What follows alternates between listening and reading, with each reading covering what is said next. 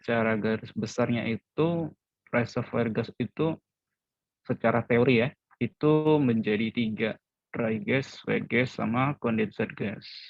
Tapi secara applicable atau secara lapangan, kita itu taunya itu gas kering sama wet gas saja. Sedangkan condensate gas itu masuk ke kategori wet gas. Kalau secara applicable atau secara di lapangannya. Tapi kalau teori beda. Teori itu dimasukkan menjadi 3. Karena apa? Ada landasannya juga. Nah, yang membedakannya itu dry gas itu kita produksikan gas, walaupun itu gas sudah kita masukkan ke separator. Ini bisa dilihat. Kelihatan nggak gambar Bapak? Kelihatan, Pak. Kelihatan, Pak. Kelihatan. Jadi di sini separator. Tekan separator. Ini pressure depletion pada saat reservoir dan temperaturnya. Temperatur reservoir dan tekanannya. Jadi ini kondisi awalnya pertama kali diproduksikan. Setelah masuk ke reservoir, masuk fin separator. Ada nggak dia masuk ke diagram ini? Nggak ada kan? Nggak ada, Pak. Jadi walaupun gas itu dimasukkan separator, jadi tidak ada lagi produk bawaan selain gas di situ. Karena gasnya kering dan gas ini lebih mudah untuk dibersihkan atau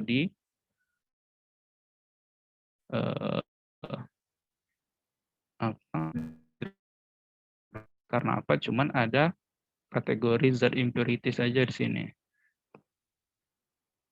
Jadi tidak perlu ada maintenance khusus ataupun seperti di produk di wet gas yang lainnya. Jadi tidak ada perlu fasilitas tambahan untuk di mana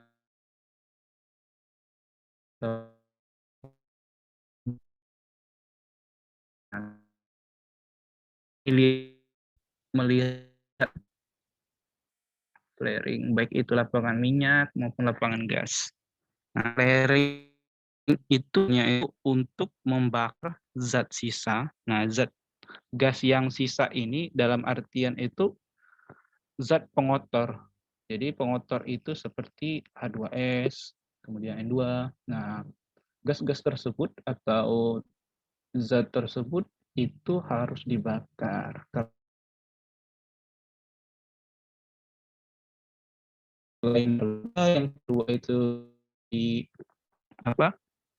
Zat yang merusak dari sistem kita di pipeline dan juga bisa merusak dari sistem fasilitas juga. Nah, jadi itulah dry gas. Nah, biasanya dry gas ini jarang ada di onshore atau lapangan darat. Kebanyakan dia di lapangan offshore atau lepas pantai. Kalau contoh realnya itu di Indonesia itu adanya di Blok Mahakam. Blok Mahakam di Kalimantan itu blok kering terbaik. Terus balik lagi ke wet gas. Wet gas ini. Nah, kalau wet gas ini kalau di lapangan, kalau secara applicable itu dengan kondensat itu sama. Jadi karena kita itu sifatnya analisa, jadi di lapangan itu. Jadi ini tekan reservoir dan temperatur reservoir. Setelah masuk ke dalam separator mengalami perubahan. Nah, di sini 5%, 5% liquid. 95%-nya itu gas. Nah, gas di sini masih ada ada bawah. Jadi masih ada sekitar 0,1 atau 1% hingga 1% lagi pengotornya atau bahkan lebih. Nah, karena ini si wet gas, jadi setelah dia masuk ke separator, pasti ada produk liquid tersebut. Karena sifatnya separator adalah pemisahan secara gravitasi berdasarkan tekanan yang diberikan. Jadi dapatlah produknya. Nah, liquid ini biasanya itu adalah kondensat.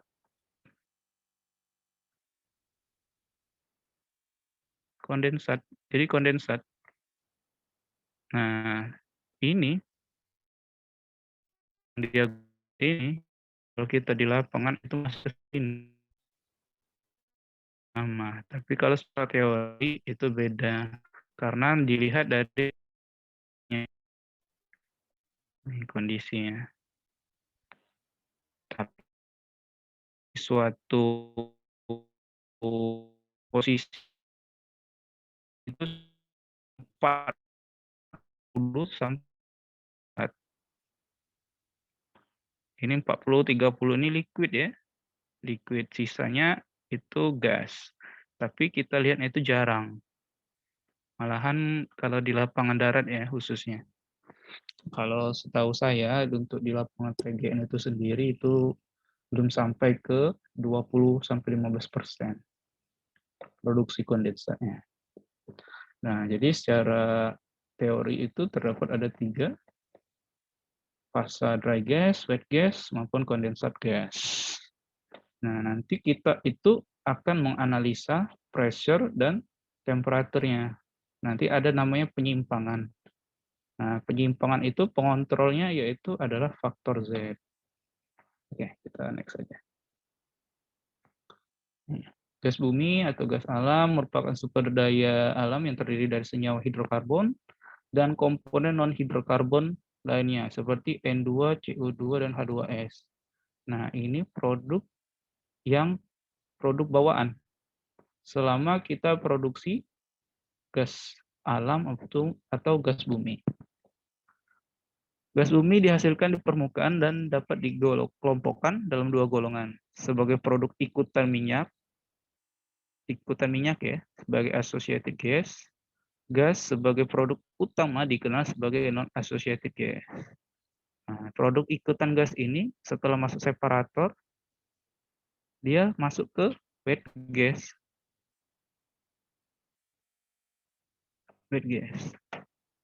Nah, biasanya kan kalau kita produksi itu masuk di separator, biasa ada 3 itu. Ada gas. Kalian tahu separator kan? Belum tahu ya? Jadi separator itu tahu. Nah, ini air. Nah, jadi separator itu merupakan fasilitas produksi yang tugasnya atau fungsinya itu untuk memisahkan berdasarkan gravitasi hidrokarbon tersebut. Nah, di sini nanti kalau minyak itu produk bawaannya itu pasti dibagi menjadi 3. Yang pertama gas, minyak, sama air. Sedangkan kalau gas, kalau masuk separator itu hanya ada gas sama airnya saja. Atau liquid kita nyebutnya. Karena kita nggak ada air di situ di gas itu.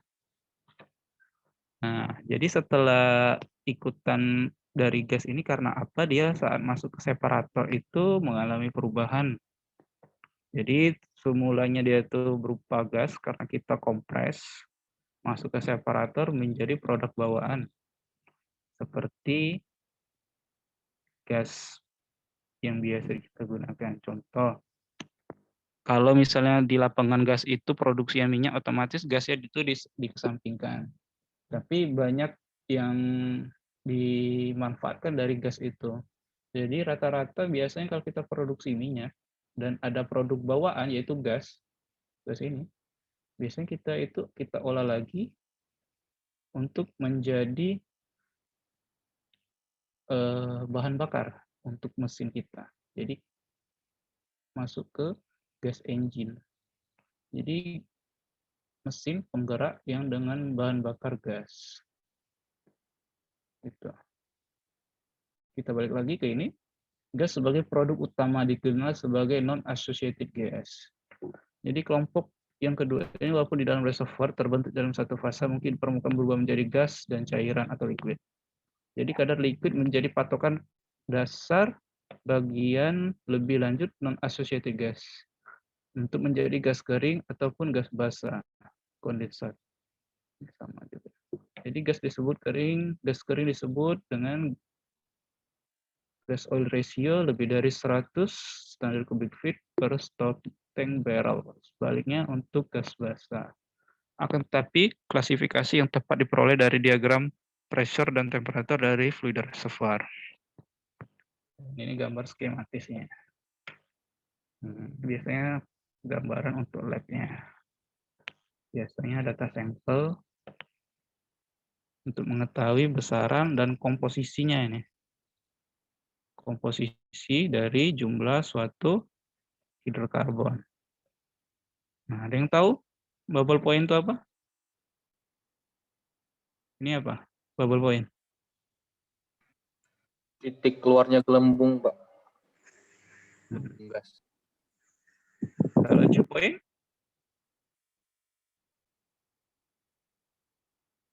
Dew point line?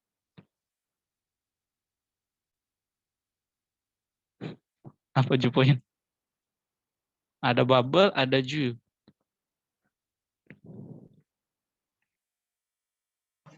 Titik perubahan jadi liquid, Pak. Jadi bubble point ini, jadi Bapak refresh lagi AFR-nya. Bubble point line ini ataupun titik gelembung awal. Jadi berarti itu gelembung awal yang berubah menjadi gas. Jadi fase dari liquid ini akan berubah menjadi gas. Nah, titik awal ataupun persentase awal dari suatu hidrokarbon tersebut. Misalnya dari 99% liquid. Dari 99 masuk ke sini. 1%-nya itu gas. Nah, 1% itu merupakan titik awal ataupun gelembung pertama gas itu muncul. Sedangkan dew point line, apa tadi dew point line? Titik apa tadi? Perubahan jadi liquid, Pak. Perubahan menjadi liquid. Bukan, jadi titik terakhir liquid. Gitu. Kalau ini 99% gas, berarti 1%-nya liquid gitu. Jadi titik akhir suatu liquid ataupun persentase akhir dari liquid yang akan menjadi gas. Nah, biasanya dew point line ini itu untuk sampel lab biasa digunakan. Dan sedangkan bubble point line ini pada saat produksi. Agar kita tahu besaran potensi dari jumlah liquid yang akan masuk atau yang diproduksikan. Gitu. Reconden bar ada yang tahu? Batas maksimal, tekanan, reconden bar, term, itu batas maksimal temperatur, critical point, titik di mana suatu fase itu tidak dapat berubah lagi. Oke. Oh iya, bisa nggak? Ini di-record nggak? Iya, Pak, di record. Oke. Jadi sifat-sifat gas ideal. Ini gas ideal itu yang berartinya gas normal yang dimana itu gas yang seharusnya ya, yang gas awal kita itu. Jadi jangan lupa ada bedanya nih gas ideal sama gas nyata.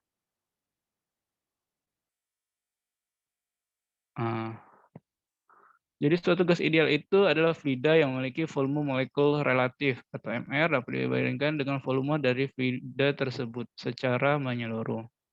Kemudian tidak memiliki gaya tarik-menarik, gaya tolak-menolak antara sesama molekul atau antara molekul yang di dinding dari tempat di mana gas itu berada.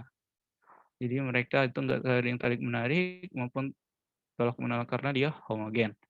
Kemudian semua tubrukan dari molekul bersifat elastik murni yang berarti tidak ada kehilangan energi dalam akibat tubrukan tadi. Lanjut lagi, dasar untuk menggambarkan suatu gas ideal itu datang dari percobaan-percobaan yang kemudian dikenal sebagai hukum-hukum gas.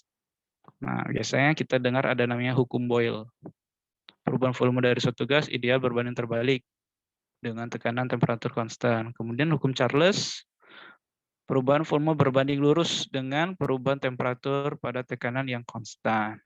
Jadi, V per T itu sama dengan konstan, karena tidak ada perubahan temperatur maupun tekanan.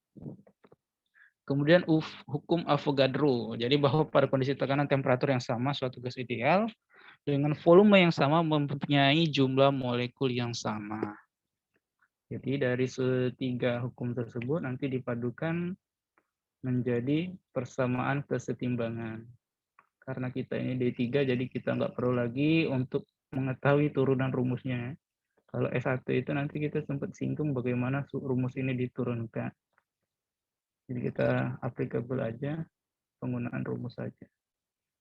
Nah, ini. Nah, nanti dari hukum kesetimbangan ini nanti bermacam-macam teori nanti, terutama untuk gas.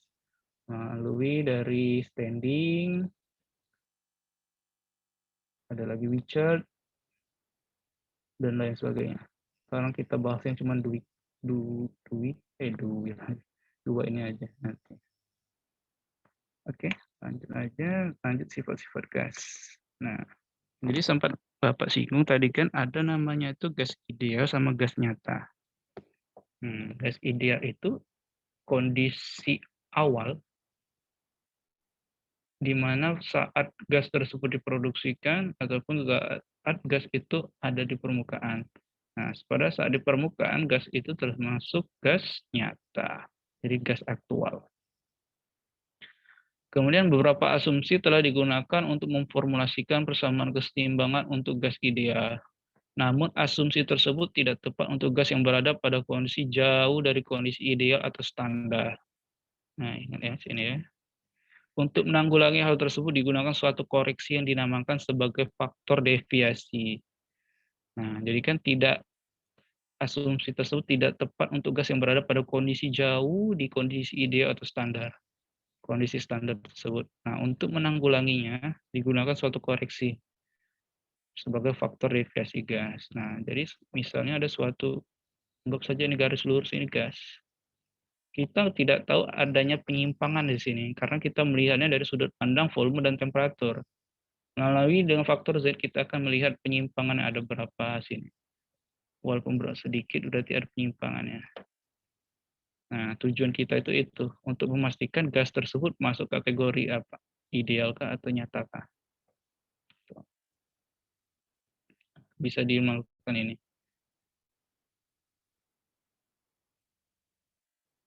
Jadi harga faktor deviasi gas itu tergantung dari perubahan tekanan dan temperatur atau komposisi gasnya. Gambar 1.2 menunjukkan Z yang umum terhadap tekanan suatu temperatur dan komposisi gas tertentu. Nih, ini faktor Z kita, pressure, dan ini temperaturnya. Kita lihat ini. Temperaturnya itu awalnya mengalami penurunan. Karena melihat dari nilainya tadi, kemudian temperatur juga bisa naik dengan kondisi pressure-nya. Sedangkan faktor Z itu dilihat dari secara konstannya. Tapi lebih idealnya kita lihat yang ini aja. Karena kita pakai hukum 3 hukum tadi, persamaan timbangan, jadi di mana itu kondisi ideal itu lurus. Karena kita akan mencari penyimpangannya itu melalui komposisi, tekanan maupun temperaturnya. Oke, next.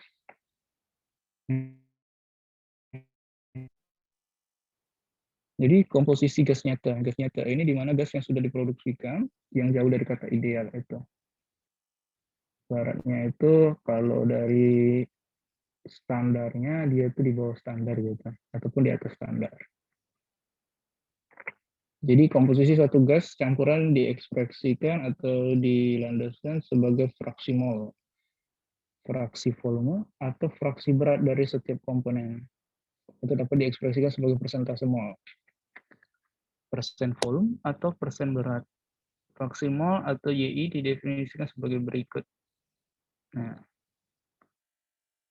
YI merupakan fraksi mol dari komponen I. Kemudian jumlah mol dari komponen I. Jadi ini Y sama dengan N kumulatif dari total keseluruhan komponen campuran. Nih. Jadi didapat rumusnya seperti ini. Atau seperti ini. MW di sini molekul weak. Awal ataupun nyata sama dengan kumulatif dengan W. Sama aja rumusnya. Bedanya itu bahasa Inggris. Lanjut lagi, fraksi volume itu sama terhadap volume, karena ini kita terhadap komponen, karena N,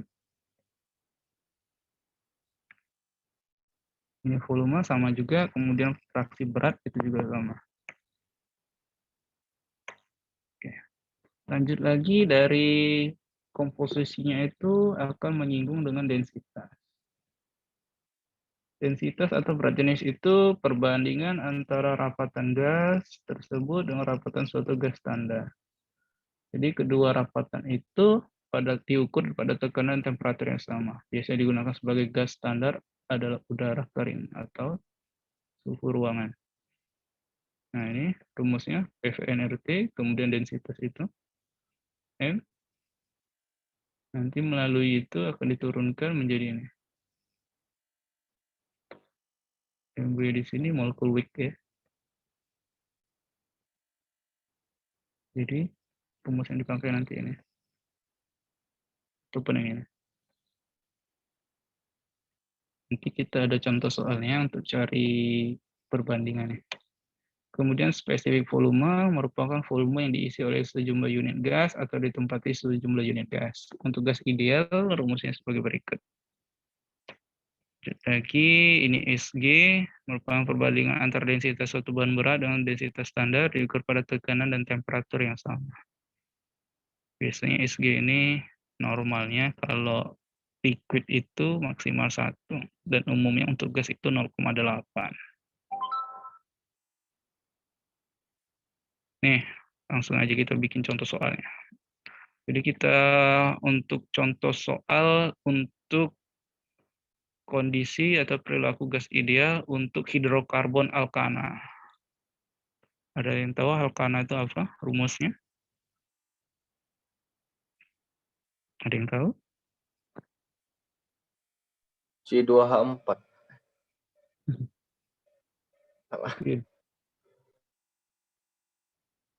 Cn H2n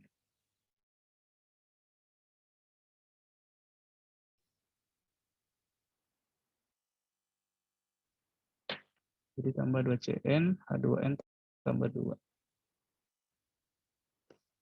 Kemudian pada saat T sebesar 1000 PSI atmosfer dan T sama dengan 100 Fahrenheit.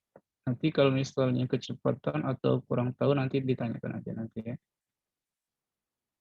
Maka tentukan berat molekulnya, takaran SG, densitas gas, dan spesifik volume. Nah, contoh soalnya.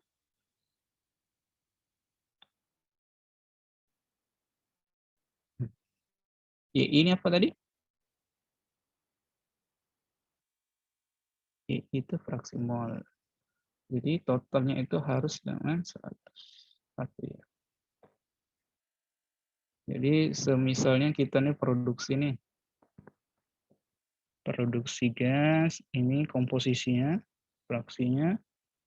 Nah, dalam satu kesatuan 0,75% itu jumlah yang paling banyak yaitu 0,75, yaitu C1. Terus sampai ke bawah hingga C7. Oke, yang pertama kita akan mencari berat molekul, kemudian SG, kemudian densitas, kemudian spesifik volume. Oke, nih. Jadi dari situ kita mencari MR-nya. Tadi kan udah dibilang alkana tadi CnH2n plus 2. Jadi melalui itu kita masukkan C-nya C1, N-nya 1 maksudnya. 2 kali 1, 2, tambah 2 CH4. Berarti C1 itu adalah CH4. Nah, dari itu masukkan MR-nya. Jadi didapat ini kisarannya. Kemudian setelah didapat molar relatifnya atau molekul weight-nya, nanti kita lakukan kumulasi maksimal dikali MR, nanti menjadi kumulatif sigma FBA. Nah, kemudian hitung berat molekul nyata atau apparent. Tadi kan dari awal kita mencari berat molekul nyata ya. Ini kumulatifnya. Sehingga didapat ini 2,14. Sejauh ini paham? Karena kita sifatnya online jadi langsung cepat ya. Kemudian mencari SG. Ini rumusnya.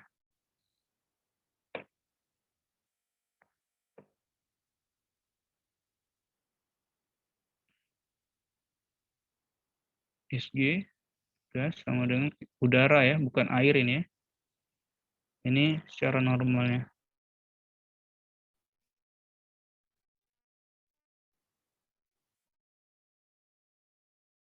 Berat molekulnya itu 2,614 ini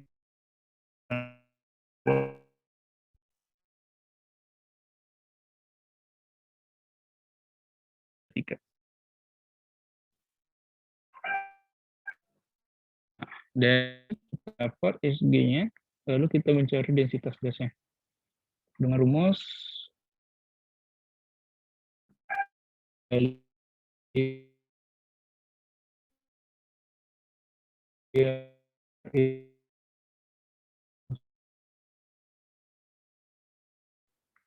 sehingga didapat dengan memasukkan rumus tekanan 1000, kemudian berat molekulnya 26,14, standarnya 10,73 dikali 560. Itu untuk temperatur, sehingga didapat hasilnya ini 4,35 pound per feet. Lanjut lagi dengan data yang sudah ada.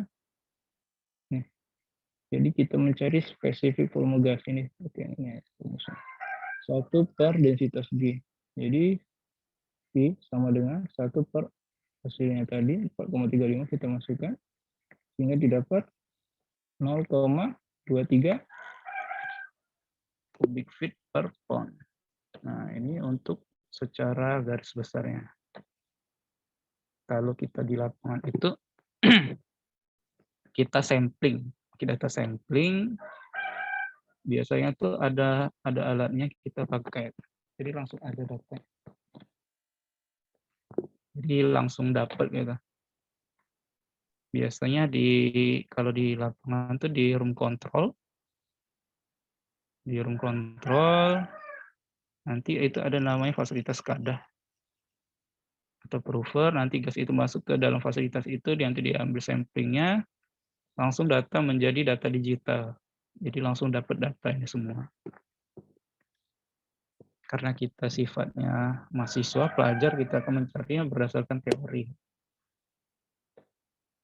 Kalau di lapangan sudah digital semua jadi datanya.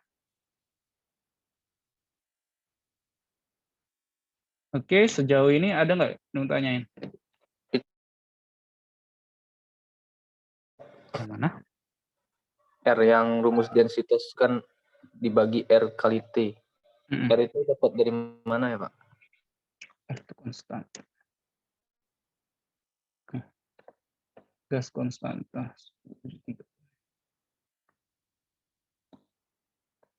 Jadi ini ada ketetapan. Oh, ketetapan. Iya. Oke. Jadi itu nilainya tetap ya. Jadi semisal ada soal lagi, R itu tetap masuk nilainya. Tetap 10,73 atau 83. Oke, ada yang lagi mau ditanyakan? Ini untuk gas nyata ya. Belum lagi untuk gas ideal. Beda pendekatannya juga. Karena itu dipengaruhi faktor Z. Karena ini gas nyata, tidak ada perubahan, jadi kondisi ideal di suatu reservoir. Oke, ada yang mau ditanyain lagi?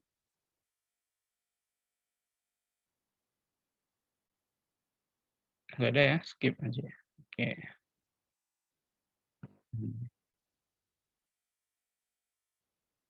Jadi gas ideal itu, oh ya, dibuang singkat. Kondisi ideal suatu hukum gas yang meningkatkan tekanan dan temperatur serta berubahnya secara luas dengan komposisinya. Jadi kita tahu tadi gas nyata, ini gas nyata, ini gas ideal. Untuk pencariannya, gas ideal ini hasil dari perubahan akibat tekanan dan temperatur setelah diproduksikan dari reservoir tersebut. Jadi ideal ini merupakan gas yang sudah diproduksikan. Jadi bisa dibilang itu gas yang sudah berubah, baik itu komposisi, temperatur, dan tekanannya setelah diproduksikan. Nah, untuk mengontrol suatu campuran itu, suatu komposisi gas itu, maka menjadi ada ukurannya tersendiri. Jadi ada dua temperatur, maksudnya dua komposisi, tiga komponen, yaitu temperatur, tekanan, dan komposisi suatu gas tersebut. Kita langsung saja, jadi dikontrol menjadi dua ini. Sisanya untuk komposisi itu ke lab. Yang seperti ini tadi. Komposisinya ini. Nah, nanti di sini karena kita jatuhnya ke gas ideal, jadi kita itu mencari gasnya saja, yaitu komponen C atau komponen hidrokarbon saja. Jadi kita ini mencari yang ini aja. Karena kita tadi kan udah belajar di hukum kesetimbangan, semua volume, semua isi dari gas yang kita produksikan itu sama dengan satu atau konstan. Jadi ini kita tuh produksi itu ada gas hidrokarbon, ada gas impurities-nya, kotor. Yang kotor itu tadi H2S, CO2, N2, nitrogen. Nah, ini nanti melalui ini kita akan ukur nih berapa sih persentase yang pengotor ini. Atau misalnya kita memproduksi gas kering, berarti ini aja yang kita hitung. Nah, pada saat kapan? Nah, nanti kita akan bahasnya. Setelah kita ketahui untuk pengukurannya di mana membutuhkan temperatur pseudo kritis atau critical dan tekanan pseudo critical. Nah, ini aja kita langsung. Sama aja. Nah, di sini kan menurut standing, jadi menurut berdasarkan korelasi standing sebelum modifikasi ini ya, ini before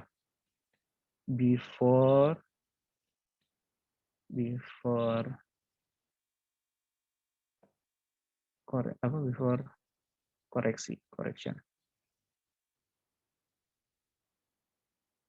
Jadi si standing ini melakukan penelitian bahwasannya itu ada berdasarkan jumlah persentase pengotornya. Jadi diukur nih. Setelah korelasi nanti dihitung lagi. Nah, ini untuk berdasarkan ada dua hal. Yang pertama itu secara natural gas system, dry gas, ini gas kondensat atau wet gas. Ini just information ini. Jadi untuk applicable-nya, untuk penerapannya ini sebenarnya tidak digunakan, cuman sebagai just info untuk mengetahuinya. Karena nanti untuk penghitungannya nanti itu sudah melakukan ada rumus, ada konstanta yang tersendiri. Jadi ini sebelum dikoreksi oleh si standing itu sendiri.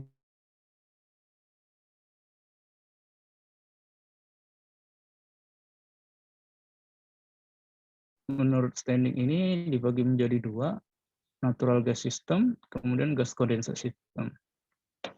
Nanti itu beda berdasarkan nilai dan konstantanya. Nah, nanti melalui nilai SG nanti kita menentukannya berdasarkan ini grafik ini. Jadi misalnya SG-nya berapa dan masukkan, kita hitung berapa TPR-nya, berapa PPR-nya. Dengan maksimal, nah nanti melewati ini, dihitung berapa batasan persentase dari zat pengotornya.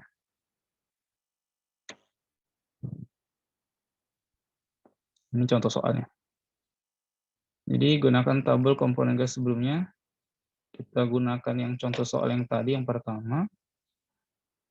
MW-nya 26.14, kemudian standar supringnya sekian, dapat SG-nya 0,903. Nah, dari 0,93 ini didapat nilainya. Jadi didapat TPC-nya berdasarkan rumus ini.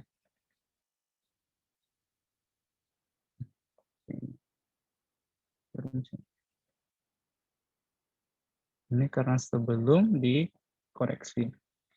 Jadi dihitung melalui rumus yang sebelumnya. Didapat T-nya sekian, TPC sekian, sehingga didapat TPR ke dalam diagram untuk mencari faktor 0,748 atau 0,75. Lalu kita hitung SG-nya, densitas gas, SG lagi, densitas gasnya dengan rumus yang tadi. Tapi kita ada penambahan Z di sini. Jadi kan ini P, kemudian ini MR-nya, MW-nya, aduh, susah juga pakai ini. MW, kemudian ada Z, ada R, kemudian ada temperaturnya. Didapat nih. Karena kita ini gas ideal, jadi ada penambahan Z di sini. Karena pertimbangannya. Untuk mencari faktor penyimpangan atau deviasi gasnya. Sehingga densitas rumusnya ini. Jadi ini bisa kita skip, cuman just information, nanti ada perubahannya setelahnya. Karena ini sebelum dikoreksi. Nanti untuk kedepannya enggak dimasukkan juga. Oke, next. Ini ada mencari nih faktor deviasi gas berdasarkan metode Wichert dan Aziz. Kemudian ini contohnya, kemudian ada modifikasi standing. Nah, ini setelah dikoreksi ya. Nah, balik lagi yang ini. Jadi berdasarkan metode Wichert dan Aziz ini sendiri, kita ketahui ada komposisinya di sini. Kita langsung ke contoh soal saja. Nah, jadi data yang kita perlukan yang pertama itu SG gas untuk mencari faktor Z-nya, kemudian tekanan, temperatur, kemudian ini zat impurities-nya. Ini biasanya besar nih, 10% ini. Ini biasa batas maksimalnya. Jadi misalnya diketahui pengotor dari suatu produksi gas itu 10% CO2, H2O 10%. Jadi otomatis 80%-nya itu baru gasnya. Nah, lalu kita mencari TPC, kemudian PPC-nya juga. Berdasarkan rumus ini nih. Sama sih.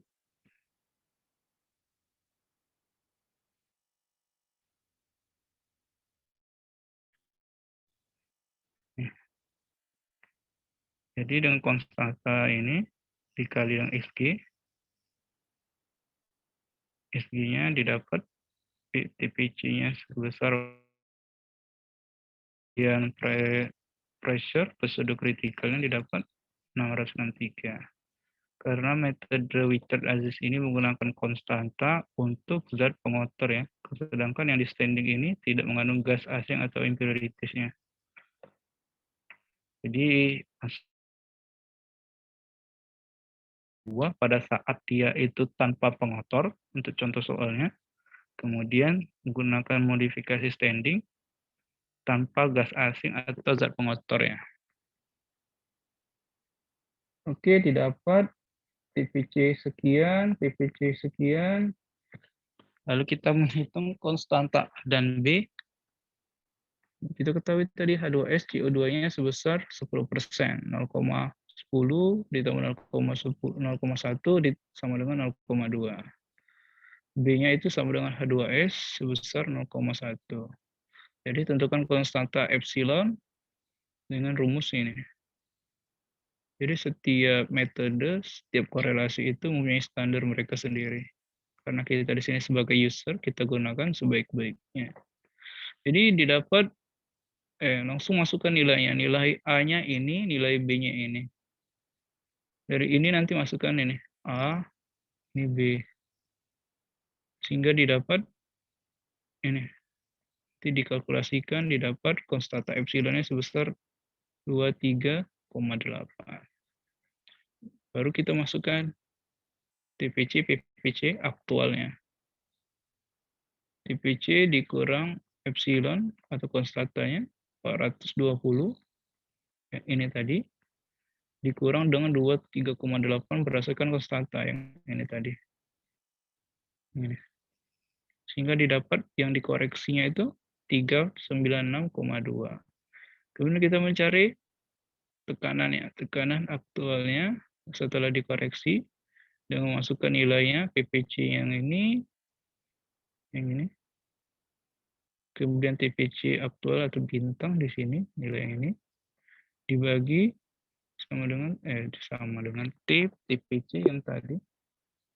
Yang ini nilainya 420 ditambah B, konstanta B, 0,1, kurung 1 dikurang 1B dikali epsilon untuk konstanta epsilon, 23,8.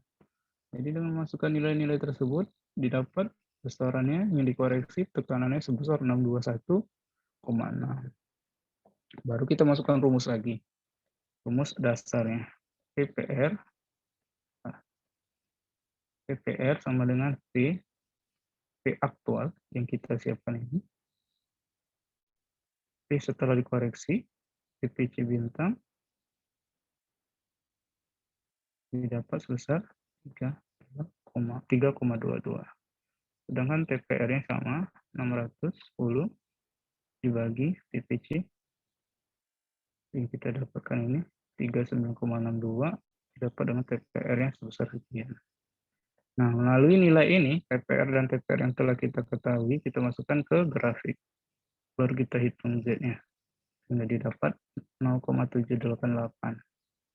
Ini. 0,788. Oke, sejauh ini mau ada yang ditanyakan? Karena ini merupakan korelasi metode Wiechert dan Aziz dengan menggunakan gas impurities atau zat pengotor dalam proses produksinya.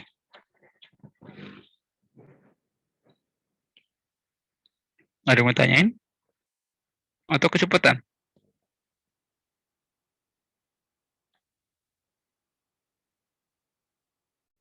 Nggak ada? Oke, kita next ya. Tadi ini kita bahas yang ada kadar pengotornya. Nih, sekarang kita menggunakan modifikasi standing. Tadi kan ada yang, jadi standing itu ada yang sebelum dikoreksi, ada yang setelah dikoreksi. Nah, ini yang setelah dikoreksi yang menggunakan tidak mengandung gas asing atau impurities. Jadi misalnya kita anggap suatu produksi itu karena kita tidak tahu komposisi gas pengotornya, langsung kita masukkan saja nilainya.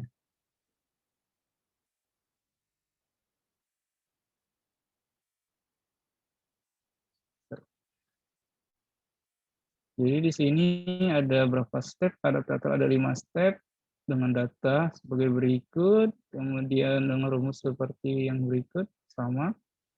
Kemudian dengan PPR dan TPR yang kita ketahui, kemudian sama, membedakan adalah jumlah konstantanya sampai A, B, C, D, E, F, dan G. Sehingga didapat harga Z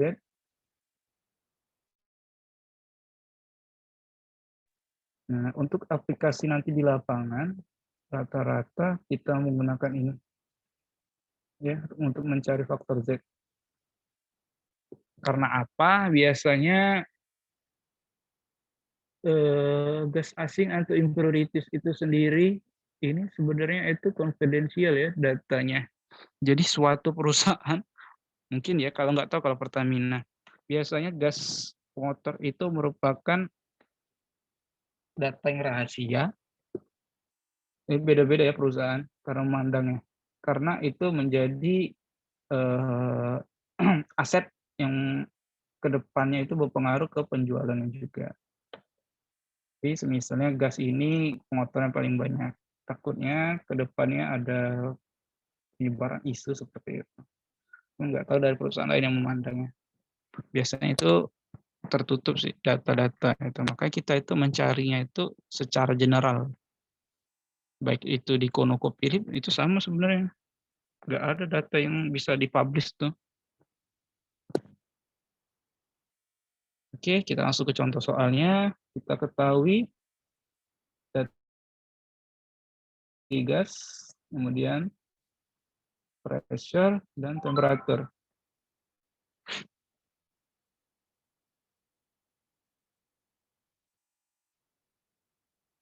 Jadi untuk penyelesaiannya tadi sesuai di sini. Mencari nilai SG-nya kita masukkan nilai SG yang sudah ada, TPC. Kemudian PPC juga sama, didapat TPC sebesar 420 dan 663. Jadi kita hitung, kita ukur TPR dan nilainya sebesar 142 dan untuk PPR-nya 3,02. Ya, 600 ini berdasarkan temperaturnya, kemudian 2000 ini berdasarkan data kita, pressure kita. Jadi dapat nilainya ini untuk TPR dan PPR. Jadi berdasarkan tadi ada berapa ya konstantanya? 1, 2, 3, 4, 5, 6, 7. Ada 7 konstanta untuk mencari nilai Z. Jadi untuk rumus A-nya ini, ya Allah, bisa juga.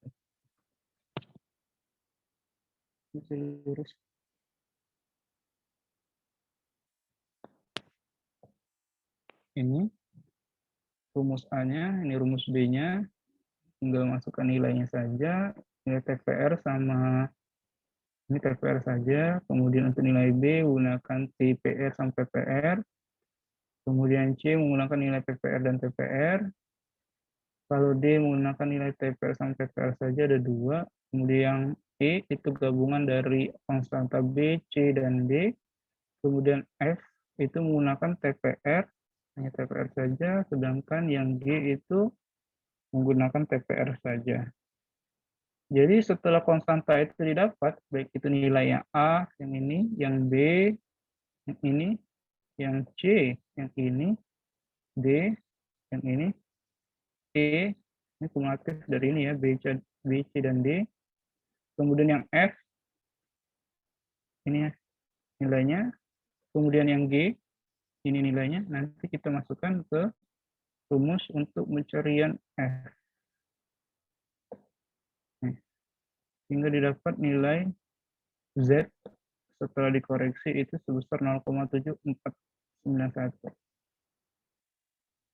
Jadi berdasarkan informasi saja untuk kedepannya, kalau misalnya saat tugas lapangan atau TA, untuk mencari faktor Z nanti, gunakan modifikasi standing yang tanpa gas impurities. Anggap saja itu digabung nilainya. Karena berapa perusahaan itu juga konfidensial. Oke, sejauh ini ada pertanyaan? Ada pertanyaan? Nanti ada kuis. Belum, Pak. Nanti ada kuis. Nggak ada lagi kesempatan untuk tanya ya. Nah, ini contoh soal terakhir. Jadi kita hari ini nanti fokusnya kita bahas mengenai faktor Z saja. Nanti untuk setelah berikutnya kita baru bahas ke komposisi atau sifat fisik gas yang lainnya. Karena ini faktor Z ini lebih kompleks. Karena nanti kita di sini akan membedakan juga di mana gas tadi kan sudah dibahas gas ideal. Ideal itu setelah produksi, gas nyata atau gas aktual atau gas standar itu pada saat di reservoir. Ini produksi, ini reservoir. Nah, ini contoh soal terakhir nih. Nah, pakai data ini tadi kan sebelumnya ini ada contoh soal tersendiri. Ini kita pakai gunakan soal yang dari awal tadi. Yang menggunakan senyawa alkana tadi. Cn H2N plus 2. Ini. Nih. Terus ada tambahan data yang baru nih. Ini PCI, temperatur critical initial, kemudian PCI, tekanan critical initial atau awal. Nah, ini data yang baru, ini data awal.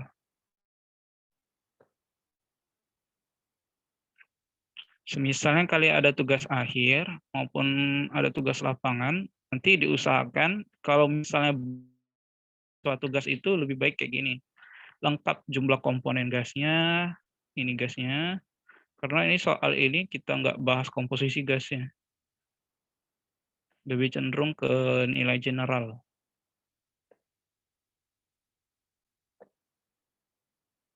Oke, nah ini data yang kita awal tadi, data barunya. MW tadi dapat dari mana? Molecular weight atau MR. Ini dapat. Kemudian fraksi mol dikali MR. Ini nilainya, jadi kumulatifnya, molecular weight-nya ini. Kemudian TPC, ini kumulatifnya ya. Sigma, TPC, sigma, TPC. Ini setelah dikalikan dengan komponen fraksi molnya, dengan ini, temperatur dan tekanan. Jadi kita kalikan berapa totalnya, baru kita dapat hasilnya. Ini untuk gas ideal ya. Ini ideal ya. Yang tadi yang soal pertama itu untuk gas nyata. Lanjut lagi, karena kita sudah dapat nilai sigma TPC-nya, kemudian kita dapat juga sigma PPC-nya, kita masukkan rumus PPR sama dengan P per PPC. P tadi kita dapatkan dengan data yang awal tadi 1000 ya. Kemudian 647, tekanan 154. Nah, itu 54. Dari nilai ini kita tarik ke bawah. Sehingga sampai ke PPR.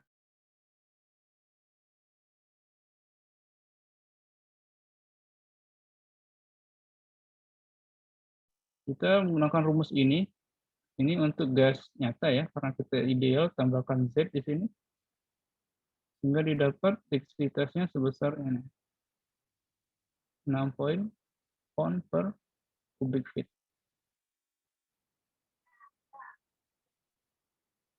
Oke, ada yang mau ditanyakan lagi? Ini udah hampir jam 10. Ada yang mau ditanyakan?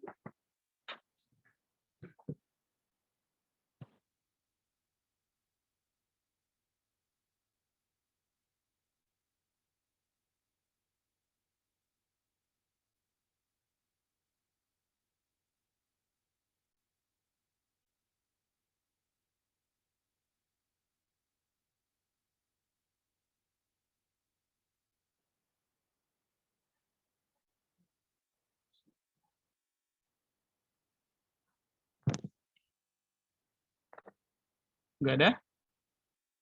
Kita langsung kuis ya. Baik, Pak.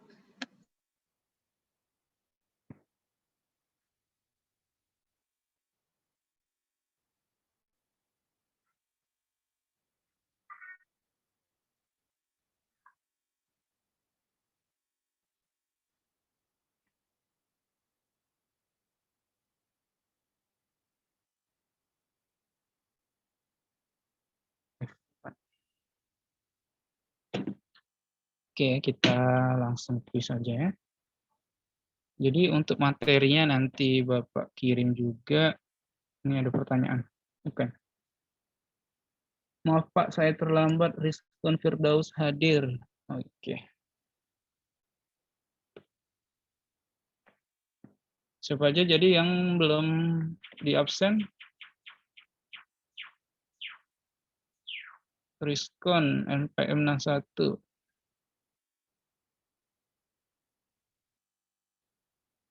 Terus Damai.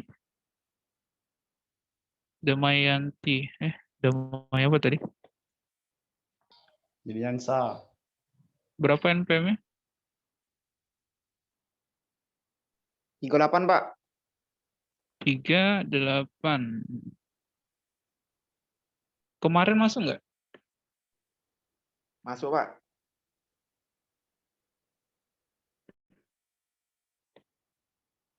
Oke, ada lagi?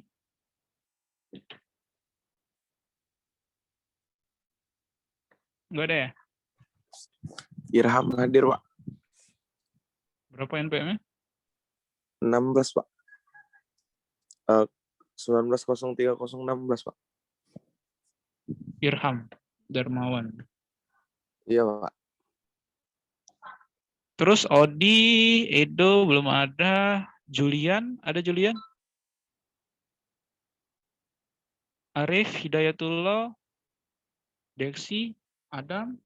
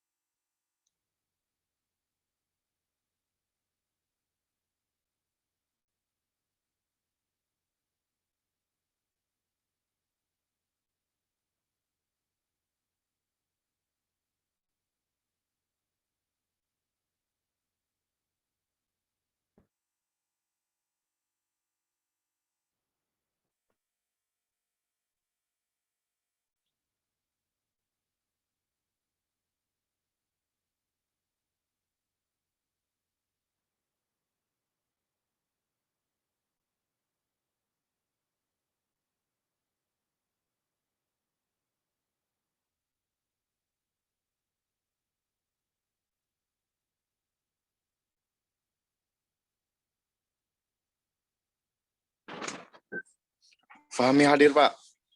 Berapa NPM-nya?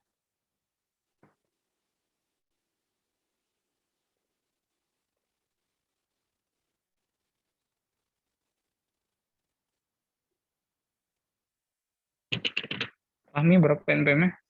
19.03.060, Pak. 60 ya, kelas B. Iya. 60 Fahmi. Udah. Terima kasih, Pak, ya.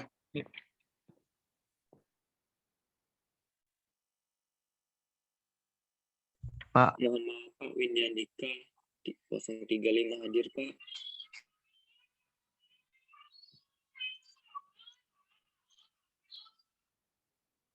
Siapa? Windy. Windy, ada orang? Ya Pak. Ada ya? Windy Andika. Ya Pak, hadir Pak. Kemarin hadir nggak? Hadir Pak. Oke, ini sudah masuk semua ke GCR ya?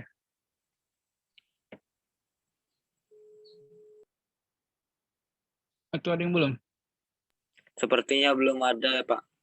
Masih ada yang belum masuk uji GCR Pak. Ya, masuk aja. Nanti kalau nggak masuk, nggak ada nilai kuisnya. Oke. Bentar Bapak setting dulu untuk ini ya.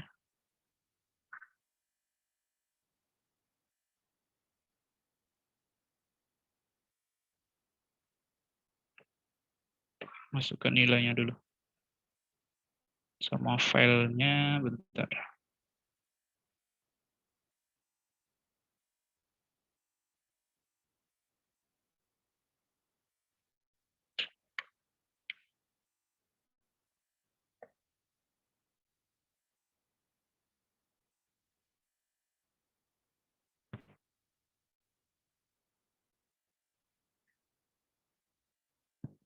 Oke.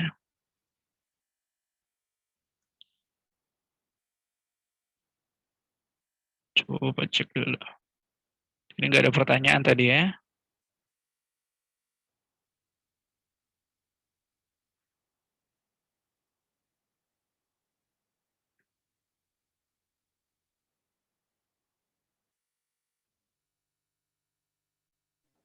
Untuk teknis kuisnya Pak, bagaimana?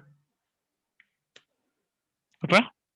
Untuk teknis kuis sampai kapan dikumpul? Nanti di keterangan Bapak nanti tulis di GCR ya. Bentar ya. Tenggat waktu kita batas sampai tanggal 24. Waktunya apa tanggal hari ini aja lah ya. Sampai besok jam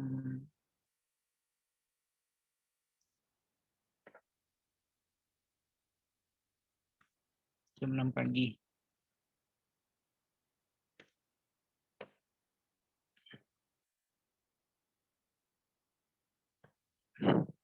Nanti itu ada nilai XX-nya, itu menggunakan NPM kalian ya. Siap, Untuk Pak.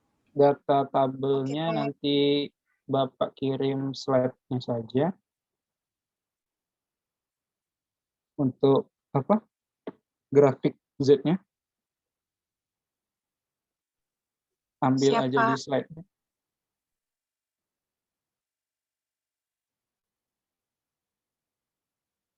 Di slide pada tambahkan file.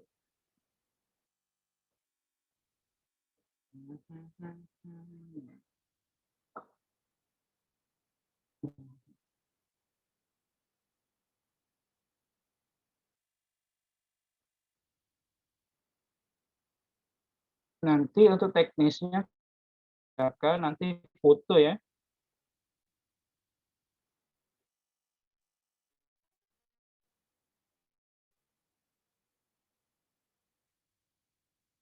Buat nama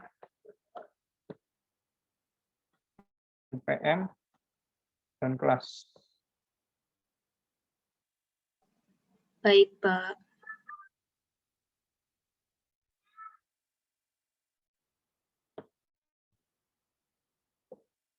Yang belum masuk GCR, diinfoin aja ke teman kalian. Kalau nggak ada, ya nggak ada juga nilai kalian.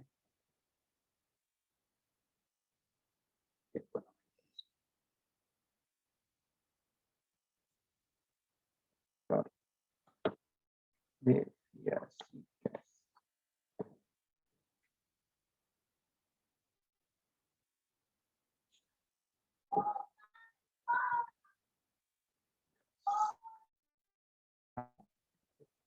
Nyata.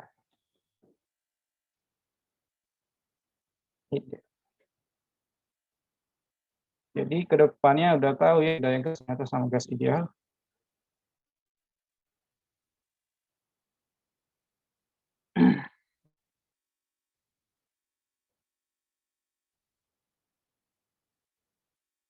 Udah ada?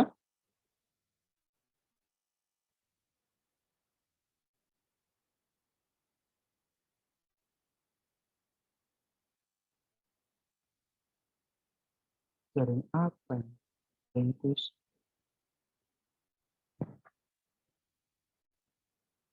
Udah masuk? Udah, Pak. Sudah Pak, sudah ada Pak. Ini ada total 54 orang ya. Dari total kalian itu 60-an enggak? 31 ditambah 29. Oke, itu aja pertemuan kita pada hari ini. Kalau misalnya ada yang tidak paham, belajar lagi.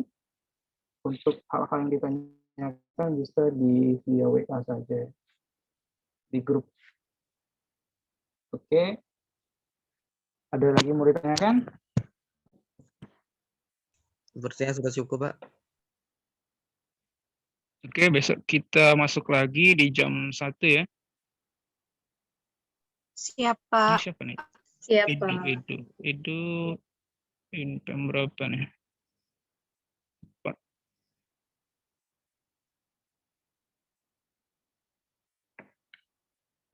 Oke, sekian dari Bapak. Apabila ada salah-salah kata Bapak, mohon maaf. Kepada Allah mohon ampun. Bapak akhiri, wabillahi taufiq wal hidayah. Wassalamualaikum warahmatullahi wabarakatuh. Waalaikumsalam warahmatullahi wabarakatuh. Terima Terima kasih. Oke.